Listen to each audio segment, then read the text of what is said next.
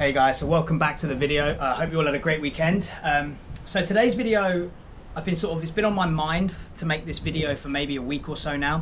I'm going to be taking a deep dive into how I organize my training and considerations that you might want to sort of take into account when you're organizing your own training. So this has been something that I have been somewhat obsessed with for the last sort of 5 years in terms of how to optimize my training to get the very most out of it. And set myself up for success, like how to order and organize the different components that I'm trying to improve upon in a way that is efficient, that minimizes risk of injury and actually optimizes the likelihood of progress. And that's what I want to take a little bit of a deep dive in today. I have no idea how long this video is going to last for because there's obviously a lot of things I want to try and cover. I maybe don't get around to covering it all, in which case there might be a spin-off video for this. But essentially what I want to kind of discuss is how I set everything up, how I think about where I'm putting my speed sessions, where I'm putting my fitness sessions, how I organize my weight training. Now, I'm not going to get into the specifics of exercise selection, reps and sets, etc. I'm going to kind of give you that sort of bird's eye view in terms of how I like to put things together.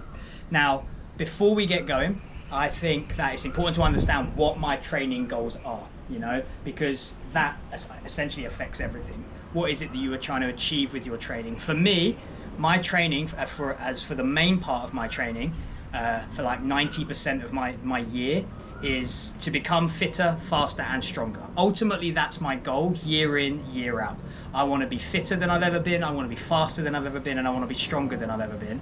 And I want to continue to sort of drip feed in training volume that supports that. And when I sort of said that sort of 95% of my training, because there might be times where I run a marathon where I might up my running volume a little bit, which means I've got to dial back my weight training to account for that. But the reality is that I believe that most people, so that maybe the only caveat to this order of training might be if you are a strength athlete, a power Olympic weightlifter, because I put them in their own category because they are gym and strength dominant sports. Barbell strength dominant sports, so in which case you just need to practice your craft. However, if you're like me, which is like an aging athlete that just wants to be the fittest, fastest, strongest version of themselves in their 40s, in their 50s, in their 60s, or you are a field-based athlete, I think this will be a great video for you to get an understanding of some things you may or may not have considered before in the past, right? So for the most part of my training, for the last probably 5 years, I have gone through a similar structure, a similar order of training. There have been some changes. I'm always kind of tweaking and tinkering and trying to find what works best for me. And I would encourage anyone watching this to kind of do the same thing. It's okay to replicate as long as you then adjust according to yourself. So if someone watching this wanted to try my way of training and you like this video and it makes rational sense to you as to why I've done what I've done, then by all means copy it, and then just make sure that you're paying attention to how your body's feeling, how your body's adapting to the training as well, and then from there adjust accordingly. I just think that's a smart way of doing it, right? Bruce Lee had a famous quote, is absorb what is useful, discard what is not, and then add what is uniquely your own. I think that's a great strategy when it comes to training, understanding that it's always ebbs and flows. There is no one size fits all. What works for me might not work for you, and so forth. So I think that's important to consideration before we get into the weeds of this. So as a general rule of thumb, I'm going to go over what it is that I like to get in on a weekly basis, right? Because the way I view training is it's very much like it's a rhythm, okay? A good program has the end in mind. So what are we aiming for, and then where are we starting from, and how do we climb the ladder to get to where we want? And essentially the main part of training is to accumulate volume and to improve work capacity so that I can train more frequently, because ultimately it is my ability to recover between efforts that improves my conditioning and my performance, right? And that is ultimately anabolic steroids. That's what they bring to the table. They improve your ability to recover so you can train harder, more frequently, and get more gains, right? So that is why steroids work. And ultimately, the natural steroid is to be as fit as you possibly can. The fitter you are, the quicker you can recover between not only sessions, but also exercises and sets. So you can now accumulate more work, which means that you can raise your work capacity, raise your overall volume, build muscle mass, build strength, build fitness, blah, blah, blah, blah, blah, blah, blah. Right? So as a general overview, I work to the metrics of fitter, faster, stronger. Okay? So as you look at my training program or anyone's training program, you should be able to see, oh, okay, yeah, so we can see where you're trying to get fit, we can see where you're trying to get faster, and we can see where you're trying to get stronger. So what I like to do is I have 3 weight training sessions with a floating session on a kind of off day. So 3 main sessions that are designed to improve strength and work capacity in resistance training in the gym. Okay, I then have a 4th session which is kind of just arms vanity stuff that I will often do on a Saturday or a Sunday if I feel up to it, but that's an optional day. So a base minimum of 3 weight training sessions a week. I do at least one speed session a week, and I do that when I'm at my freshest. I will go through this at the same time. So the goal here is I believe we should all be training alactic power, alactic capacity, short, sharp bursts, training those type 2 muscle fibers. Again, whether or not that's sprinting like I love to do, or whether it's just a sprint, a 6-second all-out effort on a bike with some recovery, I think we should be training the body to move as quickly as possible in some activity, whether that's skier, rower, whatever it is. I don't really care. We just need to be switching on those fast twitch muscle fibers, because if you don't use it, you lose it, you get rusty at it, and ultimately that's the first thing that diminishes as we age, right? And again, we can look at our own training, and I've been guilty of this, is that training can kind of become quite one-dimensional, not only in the movements we perform, but also the speed of those movements. So I do think that as you look at a well-designed training model, we are filling in the gaps that life doesn't really train.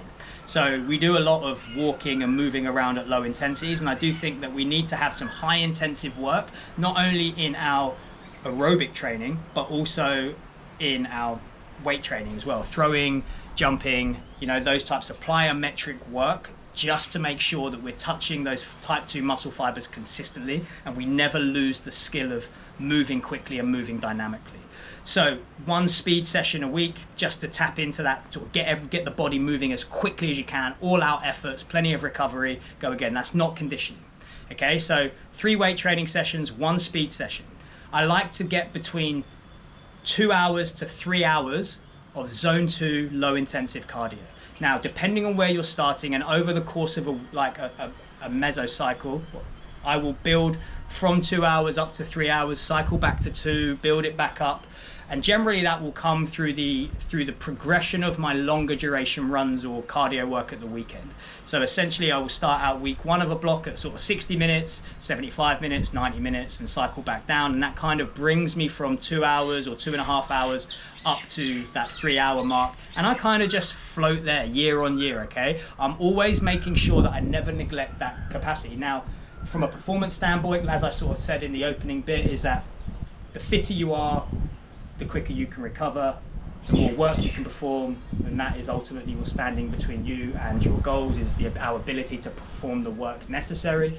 So you never want to neglect fitness. Now, I've come from a strength training background, right? I've said this before in previous videos. Powerlifting, Olympic weightlifting, barbell sport has been my sort of 10, 15 years from my 20s, like main sort of thing. I want for nothing more than strength to be the number 1 thing that you should train for, but it isn't, unfortunately. If you could have one attribute, I would have the highest VO2 max possible. Because not only does that give you that fitness component that allows you to recover and perform lots of work, it also lowers our mortality rate more than anything else. If you have a VO2 max in the elite level of the age category below, you are 16 times less likely to die of anything. So that is something we should be striving for, to have that VO2 max in that category. So that's something I always want to build towards, and never neglect once I get there, right? So it's all about raising volume, raising work capacity to the base level, and then maintaining it year on year. That's the way I look at things, right? So we've got 1 interval session, so slightly elongated. So this is again more the VO2 max building session. So we're looking at going from 2 to 4 to sort of 6 minutes of hard work, followed by rest, and we maybe do 4 or 5 sets of that. Again, we can fluctuate this. It's not about what intervals we do. It's just making sure that in our program, we have a space that is the optimal space in the program that works, that doesn't impede on the other areas, right? So we'll have 1 interval session a week, 3 hours of cardio, 1 speed session, 3 weight training sessions. That essentially is all the ingredients to the recipe, right? And then it's the order at which we put them together, okay? Because I think this is really important, because I think when you're doing just weight strength training, when you're doing strength training in the gym, you've only really got one thing to consider, right? So you could go upper, lower rest, and that's a perfectly good system that works, that allows for adequate recovery between lower body sessions, adequate recovery between upper body sessions. But when you start to sprinkle in sprinting, interval training, running, which is all lower body dominant, I think the organization becomes a little bit more complicated. And I think that if you get it wrong, the risk of injury at the worst case scenario goes up, but also that we just minimize our progress in all of the modalities, right? So I'm going to take you through how I order it and why I order it, okay? So essentially, we'll start at the weekend, right? Because this is where I do my long cardio, okay? So this is where I'll do potentially up to 2 hours of running. That's low intensive, but that's a lot of time spent on feet. It's a lot of volume on legs. So if I do that on a Saturday, I like to do it on a Saturday, doesn't always pan out. Sunday is my day of recovery. So this is where I would put things like ice bath, sauna, stretching, massage, making sure I hydrate, making sure I get my good nutrition in, so that I'm wiping the slate clean from the week previous and getting prepared for the week upcoming, okay? So it's a recovery focused day that sort of starts the week, if that makes sense, or ends the previous week. On the first day of the week, I am generally, hopefully, going to feel at my freshest if I get that recovery process right. So this is where I like to put my speed work. Now, I like to do my speed work as a standalone session, because it gives me the opportunity to go through the warm-up, to spend a bit more time on speed drills and the rhythm and timing of it, to learn the skill before going into the sprints. But that doesn't always pan out. So sometimes what I will do is I'll put them before my weight training session in the afternoon, and just get a few sprints. But obviously I'm trying to condense that a little bit so the session doesn't take sort of 2 hours. So I just won't do as many drills. So I'm missing out on something there, but I'm obviously still getting the speed work in there. So, and then in Monday afternoon, I will do upper body dominant strength training. Okay, so again, I'm allowing my legs to be recovered from the weekend. So I do upper body on day one. So I still include some power work here, some med ball throws, some plyo push-ups, and some strength work into this. So I class it as a lower intensive day, but you're still working hard, okay? And then on the Tuesday, this is where I put my interval session, okay? So again, legs are at their freshest and close, because even on the sprint workout, I'm not doing high volume and I'm taking plenty of recovery. So generally speaking, in my GPP, there will be shorter intervals, 400 meters, 800 meters, maybe up to a K, but it would only be on a half marathon or marathon specific training that I would take that further. So we understand that this is just base building. This is when I haven't got a race or anything in mind and I'm just training, right? This is 75 to 90% of my year. And I'm just doing it. I just never want to lose the ability to stretch myself and push myself hard for that sort of 2 to 6 minutes of work, if that makes sense. Then on Wednesday, so this is where the volume on the intervals needs to be controlled for the most part, right? Because on Wednesday I have lower body day. So this is jumps, squats, deadlifts. So I want to be fresh for this, which I'm not going to be 100% fresh because I had intervals the day before. But this is where the prescription of intervals. If I'm going to go in and do 10 400s with only 60 seconds rest, man, I'm accumulating some fatigue in that, and that's definitely going to impact my Wednesday session, which is fine if I'm on a marathon prep or a half marathon prep, because I will just drop my weight training volume and I'm going to do maintenance for my weight training. But I don't want that all year round. I want to drop the volume on my intervals so that I'm doing just enough, but not too much. And then when it comes to the strength training, I've built up a tolerance and a capacity over the weeks to be able to handle that and to be able to still push hard on my lower body training day. Thursday is just low intensive cardio for about an hour to 75 minutes. Again, this will kind of fluctuate and ebb and flow over the course of a month, 6 months, a year, but it's just there as an overview, as like, right, this is low intensive cardio. Again, you can do this off feet if you're on the bike, if your legs are sore from the Wednesday, if you're going through a strength building phase, then do these off feet. If you just want to maintain your running, just a nice easy run for 60 minutes, nothing too incredible, keep your heart rate zone 2 and just get used to this volume of training. Friday, I then generally go through a full body movement. Now, I will tend to drop the intensity a little bit because Friday, and I've done a lot of work on the build up. I haven't had a rest day yet really, even though I've kind of had low days. So I tend to drop the intensity. This is where I don't push for maxes. This would be more dynamic effort work, more explosive jumping, low loads, and then some hypertrophy work, then some work capacity work with less technical movements where I can just fatigue the muscles a little bit, but nothing too much, because Saturday I like to do a longer cardio, so a longer run. So running for me is what I just enjoy doing for this. But in the general phase, sometimes I will go into cycling or do 30 minutes run, 30-minute bike, 30-minute maybe on a rower, and just kind of be a bit more general in my prescription, but never step too far away, because I like to do half marathons, you know, maybe once or twice a year, that I will sort of pull in a half marathon program, up my intervals, up my running volume, and sort of drop my weight training volume to more maintenance. But if you were to do that all year round, you would never get stronger. Right? You would get fitter, and you'd get faster, but you wouldn't get stronger. And I think that strength is an important component to make sure that we are developing over the course of years, you know, 2 years, 3 years, 4 years. We want to see an upward trend. And if we're continually in marathon prep mode or half marathon prep mode, we're not going to have the ability to develop that side of our sort of abilities. So I do think that we should always drop back down to base level, where we are building overall work capacity and volume, and then every once or twice a year drop into a 6 to 10 week sort of prep for a half marathon or marathon, get that done, and then come back to base level in between so that we can raise that up. That for me is how I organize my yearly training. And I've done a bit more of a general overview here, and I may do videos a bit more specific if anyone requires it.